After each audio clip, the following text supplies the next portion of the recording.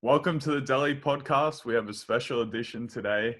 I'd like to welcome Judy Payne from the Kids Book Bank in Cleveland, and she is the co-founder and executive director. Thanks for coming on today. Thanks for having me, Dolly. No worries. And can you tell me a bit about the Kids Book Bank and how it got started and what you guys do? Sure. So what people don't realize is that 2 out of 3 low-income kids do not own a single children's book. And early brain development, what's key is hearing words and language, and books are the best tool ever to be able to build that baby's brain. Additionally, kids need that language development to be ready for kindergarten. And once kids get to school, and if they're behind in kindergarten, it's really hard for them to ever catch up. So our whole mission in life is to make sure that all kids have the books they need to become successful. Yeah, no, that is really cool. And my mom and sister are teachers. My wife is a teacher, and my mom always told me how important it was to read, and she instilled the habit of reading at night before I would go to bed. So I definitely agree with that. And Anna and I, my wife have visited the Kids Book Bank, and that the atmosphere there is a very unique kind of, I don't know, positive. You get a good feeling when you're in there, and I'm not sure if the books have something to do with it, but the people that you have there are obviously very special as well.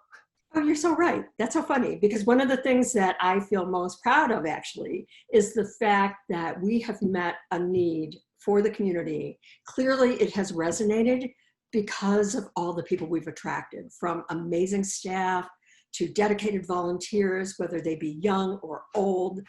We've got teenagers, we've got retired people, we've got many companies who come as groups, and they have a great time, and so they keep coming back. And then we've got funders who also have been tremendously supportive. The goal being that we get the books to partners who actually work with the kids. Yeah, no, that's another piece of the puzzle that yeah. is critical. Yeah, and can you explain a bit more about how you firstly get the books in, what you guys do, and then how you get it to the partners, and how do partners connect with you? Absolutely. So when we first started, lucked out and had a partnership with one online bookseller. They had been sending 100,000 books a month, kids' books, perfect, I mean, great quality, to shred them. Man. Right? So we had the ability to get these books, bring them to Cleveland, get them sorted, packed, to give to partners who actually work with the kids. So before we ever opened Delhi, I met with many people in the community to say, okay, we're going to have a ton of books. We have been supporting little free libraries, those cute little kiosks, Yep. but we're going to have a lot more than for just those. What are some of the best ways we can get books to kids? Yeah. And I found out about all these home visiting agencies that literally every month go into the homes 1-2 times, more sometimes, and work with families around parenting, around safe sleep, around all sorts of health issues. And they would talk about the importance of reading. But now we gave them the capacity to actually give these families books. And that for me that is the best. There's no better way to get books in the home than somebody they trust. Yeah. To share about the importance. So that's one of the ways. But we have partners ranging from school districts to rec centers, to the police department, to pediatricians, anybody and everybody who comes in contact with a child. I want to offer a book. Yeah. Because I don't know whether it's their pastor or their coach that's going to turn them into a reader. It could be you, Delhi. Hopefully. Yeah, really? Yeah. Yeah. Can you, I guess, share some other stories, I guess, of, cool moments or stories you've heard through the grapevine of the impact that you guys have had there? You know what? When I think about this, it's hard to zero in on 1, 2, 3 stories because there are just so many. And when I think about it, Delhi, I realize that there are no words that can adequately express the kind of life-changing gift a child and family is given when they're given a book. But let me try. So there was this little boy named Darren, and he had an outreach worker named Andrea. And they didn't have any books in the home, but Darren had a favorite toy, and it was a little blue truck.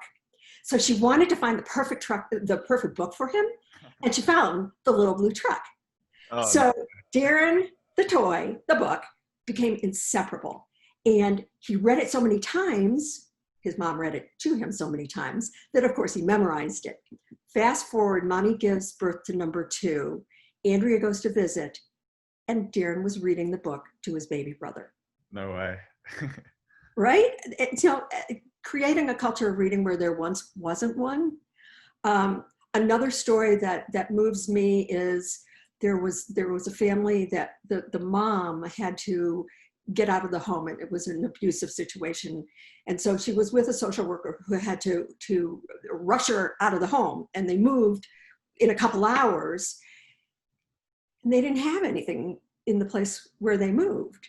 But the social worker gave her a collection of books, so that new apartment felt like home, and gave the mom and the kid the normalcy that they had come to expect with reading every night.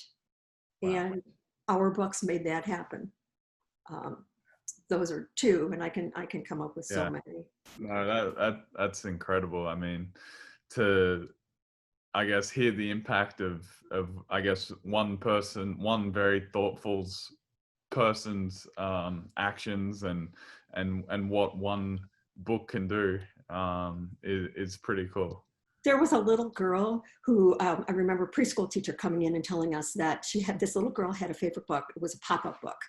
And sadly, this child needed heart surgery. And what did she take as her thing to comfort her at the hospital?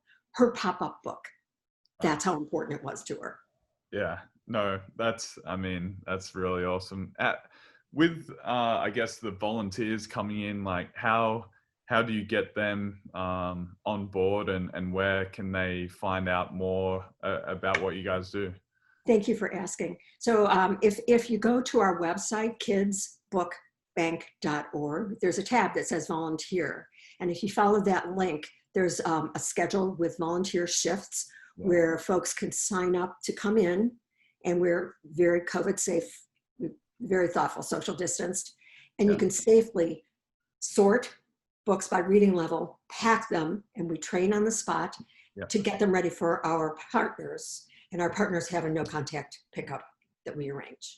Yeah. So going online is one possibility to sign up to volunteer in that way.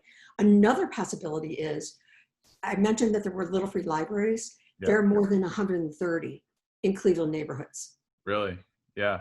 And it's really hard to keep them stocked. They're so popular. So that's another opportunity for people. We will provide the books.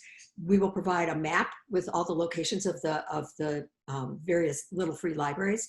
And we invite folks to stock those. We've got information about those on our website as well.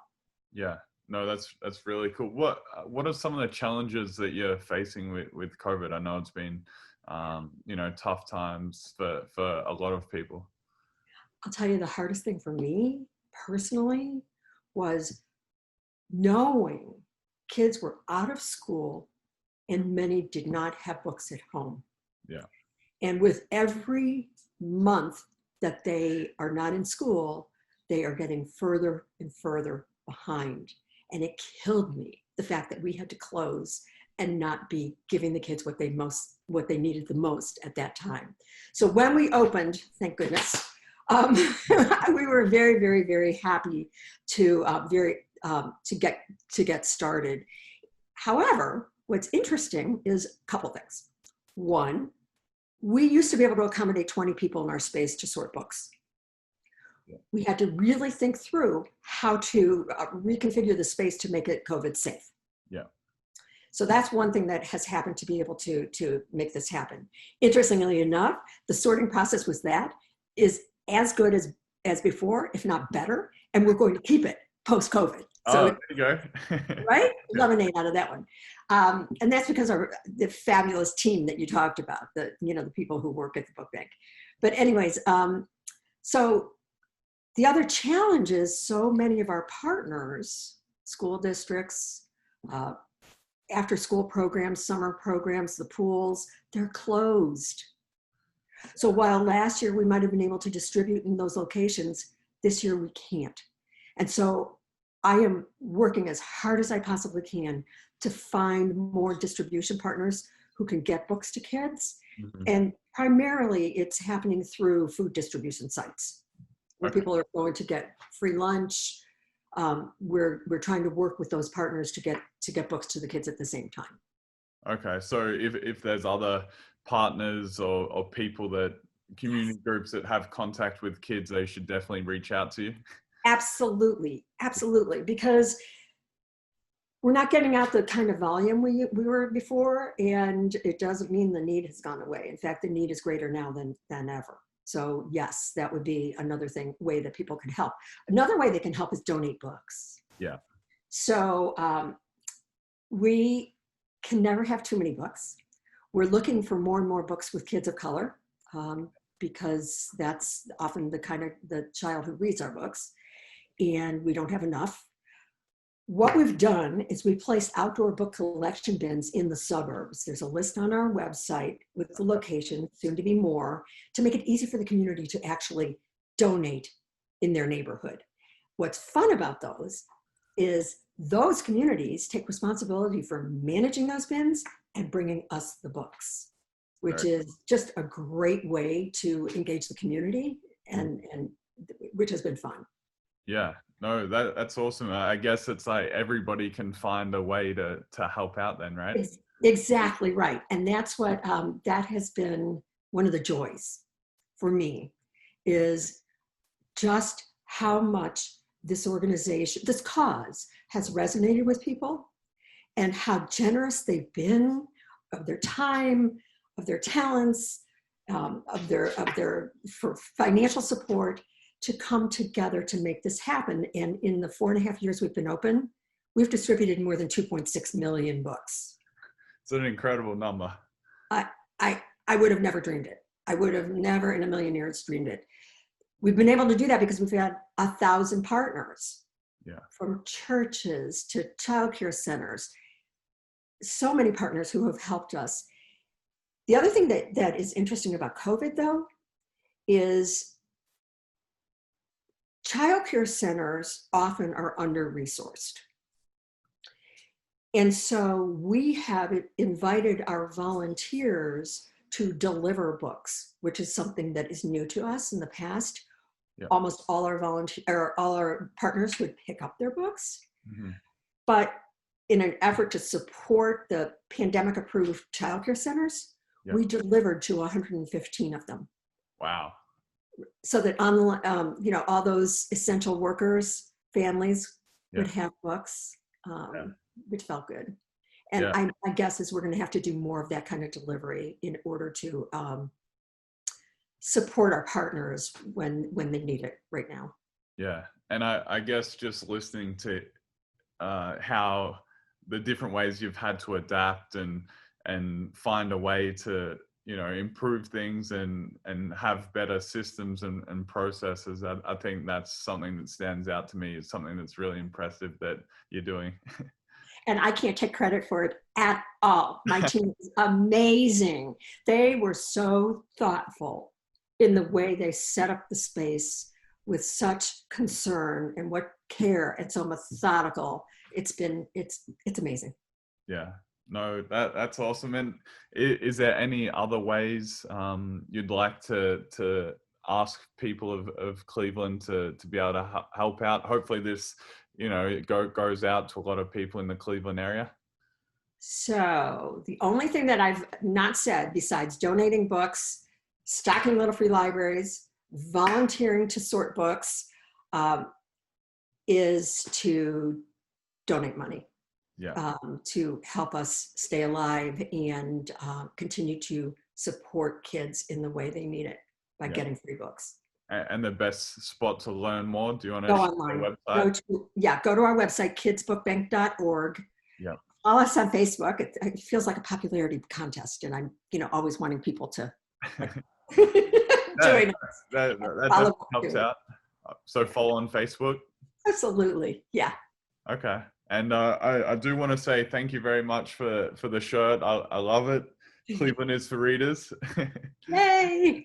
Yeah. And thank you very much for all that you do for, the community in Cleveland. It's really cool what you guys do there. And thanks for your time today. Thank you so much. Our pleasure.